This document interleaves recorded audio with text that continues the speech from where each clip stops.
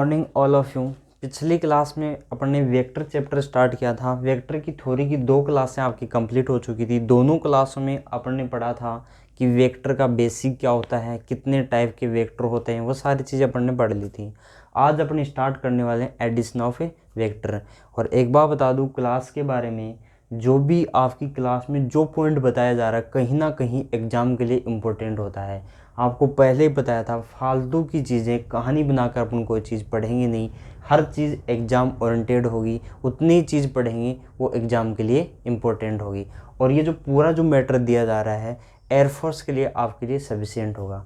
तो आज अपन स्टार्ट कर रहे हैं एडिशन ऑफ वेक्टर। वेक्टर की क्लास तीसरी है, तो जो बंदा डायरेक्ट तीसरी क्लास देख रहा है वो पहले 2 क्लास के पढ़ेगा, उसके बाद में अपन पढ़ेंगे addition of a vector. Addition of vector में वेक्टर का ऐड कितने टाइप से कर सकते हो आप। तो एडिशन वेक्टर में वैसे ग्राफीय विधि होती है कुछ, और कुछ मैथमेटिकल रूप होते हैं।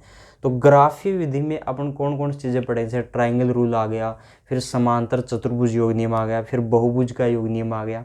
तीनों मेथड पढ़ेंगे। फिर कौन सा मेथड 2 सदिशों के एडिशन के लिए मान्य है, फिर कौन सा 2 से ज़्यादा के लिए मान्य है, फिर अपन इसका फॉर्मूला डिफाइन करेंगे। तो आज की क्लास में अपन पढ़ने वाले हैं एडिशन ऑफ ए वेक्टर। तो हेडिंग डाल लो आप, एडिशन ऑफ ए वेक्टर। सदिशों का योग। सदिशों के योग में सबसे पहले ग्राफीय विधि है। अपन एक पार्ट कौन सा होगा अपना, ग्राफीय विधि होगी, ग्राफीय विधि। और दूसरा बी पार्ट क्या होगा, मैथमेटिकल रूफ, या फिर अलग से हेडिंग डाल के कर लेंगे 2 सदिशों का रिजल्टेंट वेक्टर कैसे निकालेंगे। तो ग्राफीय विधि से आप लोग 2 सदिशों को कैसे ऐड करते हो। तो पहला आपका है इसमें ट्राइंगल रूल है, त्रिभुज योग नियम। त्रिभुज नियम आप लोग बोल सकते हो सदिशों के योग के लिए। ये केवल और केवल 2 वेक्टरों के लिए ही मान्य है, किन्हीं 2 सदिशों के योग करने के लिए ही मान्य है। तो सदिश योग नियम इनका क्या होगा, त्रिभुज नियम क्या बोलता है। त्रिभुज योग नियम का मतलब, अगर कोई 2 सदिश किसी त्रिभुज की 2 क्रमागत भुजाओं को व्यक्त करते हैं तो तीसरा सदिश इन दोनों सदिशों की, तीसरी जो भुजा होगी इस ट्राइंगल की, वो इन दोनों सदिशों के एडिशन को बताएगी। एक बार रिपीट कर देता हूँ कि अगर किसी भी त्रिभुज की 2 क्रमागत भुजाएं समान दिशा में 2 सदिशों को निरूपित करती हैं तो तीसरी भुजा विपरीत डायरेक्शन में दोनों सदिशों के एडिशन को बताती है। यह आपका ट्राइंगल रूल हुआ। अब दूसरा आप इसमें दूसरा पढ़ते हो, ये भी 2 वेक्टर के लिए मान्य है, समांतर चतुर्भुज योग नियम। समांतर चतुर्भुज नियम, पैरेललोग्राम रूल कौन सा है, पैरेललोग्राम रूल कौन सा है, समांतर चतुर्भुज नियम। इसकी बात करें तो सेम इसी तरीके से ट्राइंगल रूल से ही इसको डिफाइन कर सकते हो। ये भी 2 वेक्टर के लिए मान्य है। अगर किसी समांतर चतुर्भुज की 2 आसन भुजाएं, यहाँ पे क्रमागत भुजाएं थी, 2 आसन भुजाएं 2 वेक्टर को, 2 सदिशों को निरूपित करती हैं। तो देखो 2 आसन भुजाएं इस तरीके से बना सकते हो। तो इसमें ये 2 वेक्टर हैं, बी वेक्टर और बी। समांतर चतुर्भुज में आमने सामने की भुजा बराबर और क्या होती है, पैरेलल होती है, एक दूसरे के समांतर होती है। ये भी बी वेक्टर होगा और ये भी क्या होगा आपका ए वेक्टर होगा। तो इसने क्या बोला कि ये जो वेक्टर होगा, दोनों सदिशों, 2 आसन भुजाएं इन दोनों सदिशों के एडिशन को बताती है, इन दोनों के रिजल्टेंट वेक्टर को बताती है। ये आर बराबर क्या हो जाएगा, ए प्लस बी को बताएगी, जैसे ये ए प्लस बी को बताया था।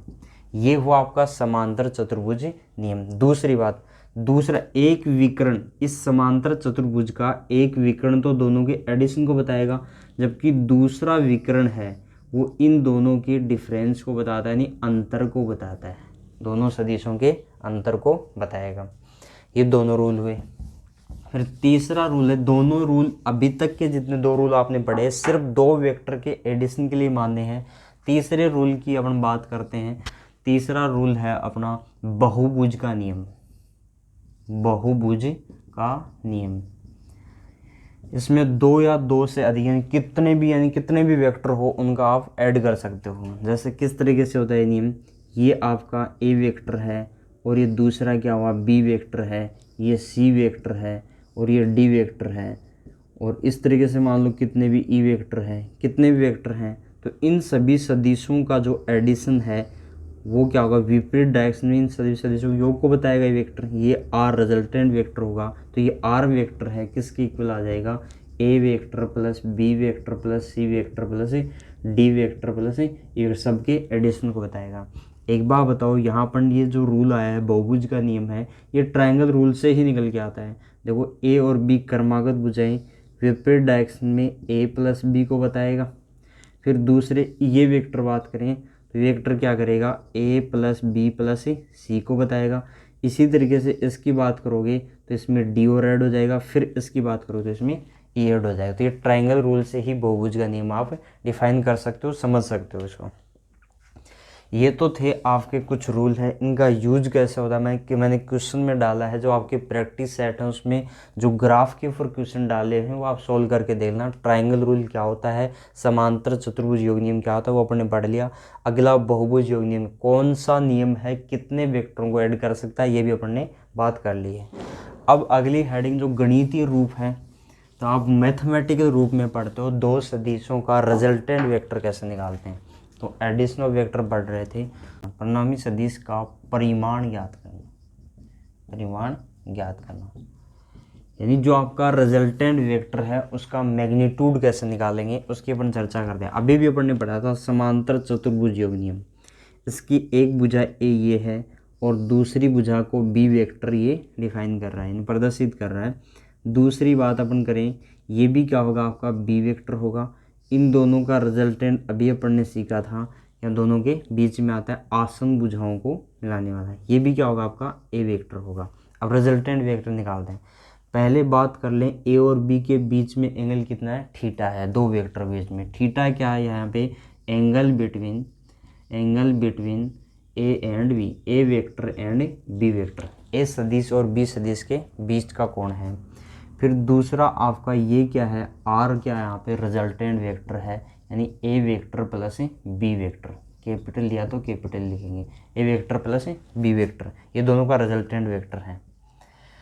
अब देखो इसमें दोनों का रिजल्टेंट का मैग्नीट्यूड कैसे निकालोगे, आपको पता है ये क्या होगा, इसके लंबवत है, तो ये थीटा एंगल है, तो ये क्या हो जाएगा बी का, इसके अंदर इसके घटक बी कोस थीटा, ये बी कोस थीटा हो जाएगा। ये क्या होगा बताओ, बी साइन थीटा आ जाएगा। ये बी वेक्टर है तो ये भी बी वेक्टर है।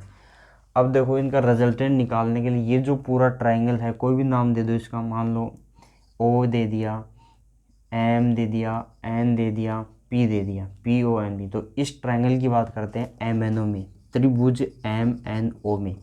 ये एक समकोण त्रिभुज है। समकोण त्रिभुज के बारे में अच्छी तरीके से जानते हैं कि जो आधार का स्क्वायर प्लस लंब का स्क्वायर बराबर क्या होता है, कर्ण का स्क्वायर होता है। तो रिजल्टेंट वेक्टर है, इसका मैग्नीट्यूड क्या हो जाएगा बताओ, आर का स्क्वायर है बराबर क्या होगा, इसका स्क्वायर, तो A plus B cos theta, ये टोटल आधार कितना होगा, A plus B cos theta, plus ये लंब कितना हो जाएगा, बी साइन थीटा। दोनों का क्या कर देंगे, स्क्वायर कर देंगे। स्क्वायर करोगे तो क्या आएगा, A square plus B square cos square theta plus B square sine square theta हो जाएगा। फिर इसका A square plus B square तो कर दिया, इसका ए प्लस बी स्क्वायर की बात करेंगे तो कितना हो जाएगा बताओ, इसका square A square B square cos square theta, 2a B cos theta भी तो आएगा, ए प्लस बी का होल स्क्वायर इसको खोला है। तो अब देखो इसमें sine square theta cos square theta दोनों को एक साथ ले लो, बी कॉमन आ रहा है तो ये वैल्यू 1 हो जाएगी।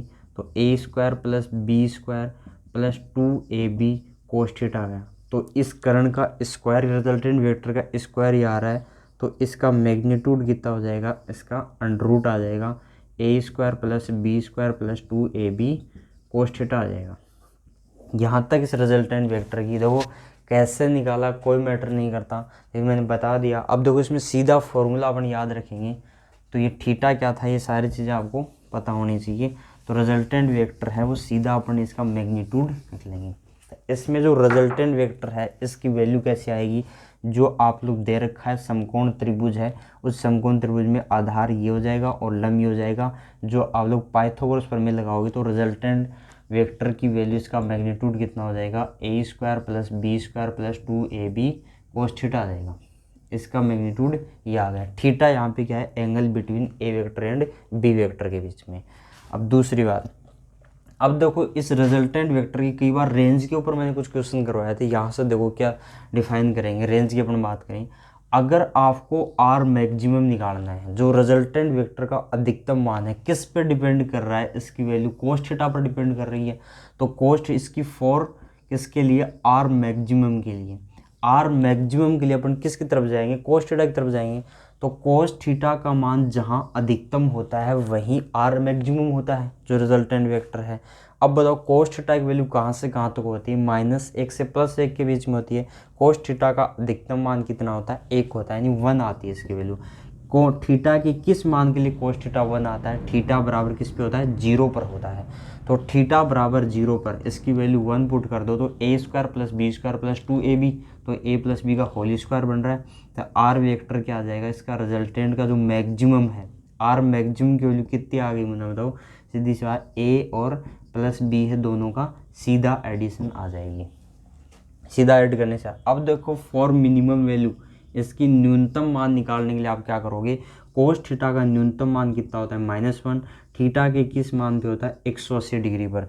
तो जो रिजल्टेंट वेक्टर है उसका मैक्सिमम मान थीटा बराबर 0 पर होगा, और रिजल्टेंट वेक्टर का जो मिनिमम मान है यानी न्यूनतम मान है, थीटा बराबर 180 डिग्री पर होगा। तो आर मिनिमम, रिजल्टेंट वेक्टर का जो मिनिमम मान है, न्यूनतम मान है, कितना आ जाएगा, a - b होगा। अब आप सीधा लिख सकते हो, जो रिजल्टेंट वेक्टर है इसकी रेंज क्या आती है बताओ, रेंज क्या होगी बताओ, इसका मान कहाँ से कहाँ तक होगा, a - b से कहाँ से कहाँ तक होगा, इसकी रेंज की अपन बात कर रहे हैं, आर की वैल्यू a + b तक होगी, इसकी रेंज आ जाएगी इस वेक्टर की। तो दूसरा पॉइंट अपन ने कर लिया, इसकी मैक्सिमम वैल्यू निकाल ली और मिनिमम निकाल ली। आपको पता लगा किस एंगल पर ये मैक्सिमम होगा और किस एंगल पर ये मिनिमम होगा, रेंज निकाली। अगले पॉइंट की अपन बात करें, और आपसे क्या पूछता है, इसमें आपसे दूसरा जो रिजल्टेंट वेक्टर है इसका a के साथ कितना एंगल है और b के साथ में कितना एंगल है, ये सारी चीज़ें आपसे पूछता है। तो सबसे पहली बात है एंगल बिटवीन, किसकी बात कर रहे हो, angle between vector r and a। जो रिजल्टेंट वेक्टर है उसका a के साथ में कितना कोण है, a वेक्टर के साथ में। कैसे, मान लेते हैं इसके साथ में अल्फा कोण बनाता है, कहीं कंफ्यूज हो जाएंगे, थीटा वेक्टर a और वेक्टर b के बीच में था, और ये रिजल्टेंट वेक्टर के साथ में किसका एंगल है, सदिश a का सा है। आप बात कर रहे हो तो अल्फा की बात करें तो सीधी सी बात टेन थीटा की वैल्यू क्या होती है, लंब बटे आधार होता है। तो b sin थीटा लंब आ जाएगा, b sin थीटा अपॉन क्या हो जाएगा यहाँ पे, a + b cos थीटा आ जाएगा। अगर आप बीटा के साथ वैल्यू निकाल रहे हो रिजल्टेंट वेक्टर की, तो टेन बीटा की बात कर रहे हो, टेन बीटा कहने का मतलब एंगल बिटवीन किसके बाद में, एंगल बिटवीन रिजल्टेंट वेक्टर का किसके साथ में, a के साथ में बात कर रहे हैं। कर लिए तो b के साथ में कितना एंगल बनाएगा, मान लेते हैं इसके साथ में अल्फा बना रहा है डायग्राम से, इसके साथ में बीटा बना रहा है। तो बीटा की वैल्यू कैसे निकालोगे, टेन बीटा बराबर उल्टा हो जाएंगे, जहाँ a आ रहा है वहाँ b पुट कर दो, जहाँ b आ रहा है वहाँ a पुट कर दो। तो इससे इसमें जाने के लिए आप क्या करोगे, a और b को आपस में चेंज कर दो, तो क्या आ जाएगा, a sin थीटा और दूसरा b + a cos थीटा आ जाएगा। ये टेन बीटा की वैल्यू आ जाएगी। यहाँ तक क्लियर है कि रिजल्टेंट वेक्टर का मैग्नीट्यूड क्या होता है, अपन ने पढ़ लिया। फिर जो रिजल्टेंट वेक्टर का मैक्सिमम मान कितना आएगा, मिनिमम मान आएगा, थीटा के किस मान के लिए आएगा, वो सारी चीज़ अपन ने कंप्लीट कर ली। फिर दूसरी बात आपसे पूछा है कि जो रिजल्टेंट वेक्टर है किसके साथ, इसके साथ अल्फा कौन बना रहा है, इसके साथ बीटा बना रहा है। तो रिजल्टेंट वेक्टर का इन्हीं दोनों वेक्टर, जिन दोनों वेक्टरों का रिजल्टेंट वेक्टर है उनके साथ कितना एंगल बनाएगा, वो भी अपन ने बात कर ली। अब दूसरी बात देखो, आपसे पूछ ले कि ये वेक्टर रिजल्टेंट वेक्टर है किसकी तरफ होगा, ये इस तरीके से भी क्वेश्चन थ्योरेटिकल टाइप में पूछ लेता है। तो रिजल्टेंट वेक्टर है उसी की तरफ आएगा जिसका मैग्नीट्यूड ज़्यादा है। मान ले कि एक का मैग्नीट्यूड ज़्यादा है तो रिजल्टेंट वेक्टर इसकी तरफ झुक जाएगा। फिर दूसरी अपन बात करें, अगर रिजल्टेंट वेक्टर दोनों की बात करें, बी वेक्टर की वैल्यू ज़्यादा है तो जो रिजल्टेंट वेक्टर है बी की तरफ झुक जाएगा, तब भी क्या हो जाएगा, अल्फा ज़्यादा हो जाएगा और बीटा कम हो जाएगा। तो अल्फा और बीटा की जो वैल्यू है डिपेंड करती है कि जो रिजल्टेंट वेक्टर किसकी तरफ है, तो किसकी तरफ झुकेगा बताओ, जिसकी ज़्यादा भागीदारी होगी वो अपनी तरफ झुका लेगा, जिसका ज़्यादा परिमाण होगा वो अपनी तरफ झुका लेगा। ये थे अपने रिजल्टेंट वेक्टर के कुछ फॉर्मूले डिसाइड किए अपने। अब वो क्वेश्चन कैसे आता है वो भी, हालांकि मैंने प्रैक्टिस सेट में रिजल्टेंट वेक्टर पर बहुत सारे क्वेश्चन दिए, रेंज के ऊपर भी क्वेश्चन दिया है और दूसरा बीच का एंगल निकालने के ऊपर भी मैंने क्वेश्चन दिया है। तो अब बात करते हैं, देखो एक क्वेश्चन कर लेते हैं। क्वेश्चन जैसे दे रखा है आपको, ये जो ए वेक्टर है और दूसरा बी है, तीसरा सी है, तीनों का जो आपका रिजल्टेंट है वो बराबर है। अगर दोनों सदिशों का मैग्नीट्यूड और इनका रिजल्टेंट तीनों आपस में क्या है, बराबर है, तो इस कंडीशन में आपसे पूछा है, क्या पूछा है, angle between A vector and B vector, A और बी के बीच का कोण क्या होगा, ये आपसे पूछा है। तो बताओ, दे रखा है वो कंडीशन लगा दो। ए का मैग्नीट्यूड है वो किसके बराबर है, आर के बराबर। तो आर क्या होता है, अभी भी लिखा आपने, A square plus B square plus 2ab cos theta होता है, इसका स्क्वायर होता है। अब देखो बराबर है तो सबको ए रख सकते हैं क्योंकि ए बी आर सब कुछ बराबर है। तो इसकी जगह आर की बात करें, आर भी क्या होगा का ए ही है, तो ए स्क्वायर और ये भी A square plus 2a² cos theta.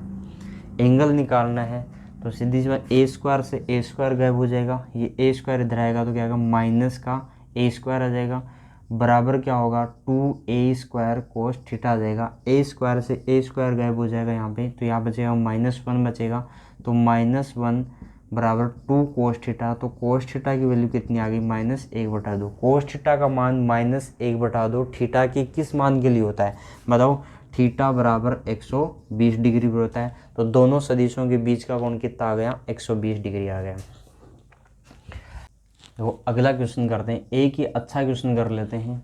2-3 चीज़ें इसमें पूछता है, जैसे आपको दे रखा है कि एक पी वेक्टर है, उसका मैग्नीट्यूड, और दूसरा क्यू वेक्टर है उसका मैग्नीट्यूड, और तीसरा है आर वेक्टर उसका मैग्नीट्यूड। तीनों का मैग्नीट्यूड आपको बराबर दे रखा है और आपसे पूछा क्या है, पी व आर के बीच कोण है, पी व आर के बीच कोण पूछा है। कौन सी कंडीशन है, पहली कंडीशन आपको दे रखी है, अगर P + Q बराबर R है तब दोनों के बीच में कोण क्या होगा। फिर दूसरी बात पूछिए कि जब P + Q + R बराबर 0 दे रखा है तब P और R के बीच का कोण क्या होगा। दोनों अलग अलग कंडीशन में एंगल निकालना है। देखो ऐसे क्वेश्चनों में करना क्या होता है, जिन दो सदिशों के बीच का कोण आपसे पूछता है उन दोनों सदिशों को एक तरफ ले लो और बाकी दूसरी तरफ ले लो। अब देखो सॉल्यूशन कैसे करेंगे ऐसे क्वेश्चनों का। P पहली कंडीशन से दें, पहली कंडीशन में क्या होगा, P और R को एक तरफ लेंगे तो P वेक्टर है, R को इस तरफ लेके आ जाओ, -R वेक्टर इक्वल क्या हो जाएगा, माइनस का Q वेक्टर। अगर ये दोनों चीज़ें बराबर है तो इनका मैग्नीट्यूड भी बराबर होगा, अगर मैग्नीट्यूड बराबर है तो इनके स्क्वायर भी बराबर होंगे। तो अब भी कंडीशन लगा दो, तो P² प्लस मैग्नीट्यूड का जो फॉर्मूला आपको अभी भी मैंने बताया था, B² R² -2PR है, कोस थीटा मान लेते हैं दोनों के बीच का एंगल, बराबर क्या होगा, Q² आ जाएगा। आपको पता है P Q R तीनों इक्वल हैं तो एक ले लेते हैं, बराबर P मान लेते हैं इसके, तो P मान के सोल्व कर लो, तो P² + P² -2P² cos theta बराबर कितना हो जाएगा, ये भी P² मान लो। तो इसको सोल्व करेंगे कितना होगा, 2P² -2P² कोस थीटा आ जाएगा बराबर P² है। अब यहाँ पे क्या करोगे, 2P² कॉमन ले लो तो 1 माइनस क्या होगा, कोस थीटा, और बराबर क्या हो जाएगा, P² आ रहा है तो P² से P² गायब हो जाएगा तो यहाँ पे 1 बचेगा, तो 1/2 आ गया। 1 माइनस कोस थीटा की वैल्यू कितनी आ गई बताओ, 1/2, तो 1/2 यहाँ पे आ गया। तो 1 कोस थीटा की वैल्यू कितनी आ जाएगी बताओ, इधर लेके जाएंगे 1/2 माइनस का आएगा, कितना होगा, 1/2 आ गया। तो थीटा कितना आ जाएगा बताओ, थीटा यहाँ पे 1/2 आ रहा है तो थीटा की वैल्यू, थीटा किस मान पर, कोस थीटा का मान 1/2 आता है बताओ, 60 डिग्री पर होता है। तो इस कंडीशन में थीटा क्या आ गया, 60 डिग्री आ गया। पहले का आंसर क्या है, P और बीच में कोण कितना है, 60 डिग्री। फिर दूसरे के आंसर की बात करते हैं। देखो इक्वेशन बदलने से आंसर बदल जाएंगे, कैसे बदलेंगे उसकी हम बात कर रहे हैं।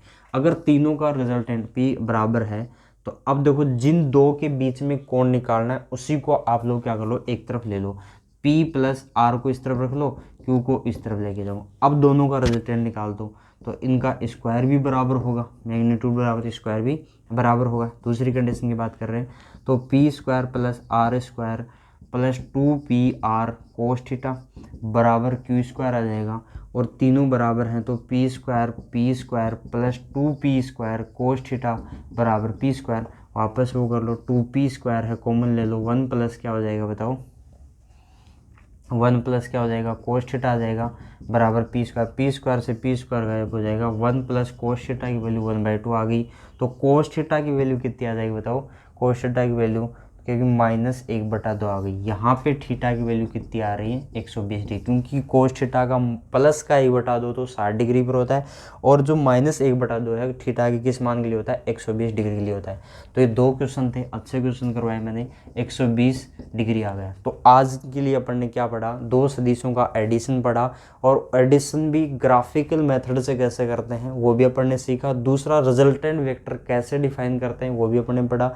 रिजल्टेंट वेक्टर की रेंज क्या होती है, कहाँ से कहाँ तक इसकी वैल्यू हो सकती है, इसका मैक्सिमम मान क्या होता है और मिनिमम क्या होता है, सारी चीज़ें सीखी। फिर अगली बात, किसी रिजल्टेंट वेक्टर का को जो परिणामी सदिश है उसके ऊपर क्वेश्चन कैसे आते हैं, या फिर दूसरा रिजल्टेंट वेक्टर है जिन 2 सदिशों का रिजल्टेंट निकल के आया है उन दोनों सदिशों में कितना कितना कोण बनाता है, ये चीज़ भी अपन ने सीखी। तो आज की क्लास के लिए एक बेहतरीन कंसेप्ट था, जो कि वेक्टर के अंदर अच्छे अच्छे क्वेश्चन हैं इसी से सोल्व होते हैं, क्वेश्चन कैसे बनता है, और बहुत अच्छा क्वेश्चन मैंने करवाया 2 सदिशों के बीच का कोण निकालने वाला। बहुत ज़्यादा एग्जाम में सबसे ज़्यादा ये चीज़ पूछता है।